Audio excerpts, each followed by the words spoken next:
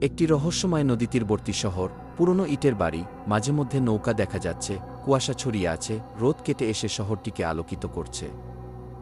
নদীর ভাঙনের ভয়ঙ্কর দৃশ্য, প্রাচীন দালান ভেঙে পড়ছে, মানুষ আতঙ্কে পালাচ্ছে, আকাশে কালো মেঘ, নদীর ঢেউ গর্জন করছে। নদীর নিচে হারিয়ে যাওয়া শহরের ধ্বংসাবশেষ, ধ্বংসপ্রাপ্ত স্তম্ভ, মাটির পাত্র, শেওলাধরা ইট, পানির ফাঁক দিয়ে রোদ পড়ছে। পদ্মা নদীর উপর কুয়াশাচ্ছন্ন রাত, কুয়াশার মাঝে ধ্বংসপ্রাপ্ত শহরের ছায়া দেখা যাচ্ছে, দূরে ঢাকের শব্দ, চারপাশে রহস্যময় পরিবেশ। গবেষক দল খনন করছে পদ্মার পাড়ে, তারা প্রাচীন ইট ও পাত্র খুঁজে পাচ্ছে, পাশের সরঞ্জাম ও নোটবুক রাখা। একটি শিল্পরূপে কল্পিত শহর, যা ইতিহাস ও কল্পনার মাঝামাঝি, আধা ডুবে আছে, চারপাশে সোনালি আভা, ধ্বংসাবশেষ থেকে গাছ গজিয়েছে। এই ছিল আজকের রহস্যঘেরা গল্প। এমন আরও অজানা, অদ্ভুত আর গা শিউরে ওঠা রহস্য জানতে চোখ রাখো রহস্যবৃত্তি চ্যানেলে।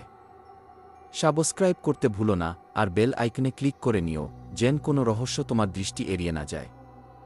দেখা হবে আবার নতুন কোনো রহস্যে ঘেরা গল্প নিয়ে। এই পর্যন্তই।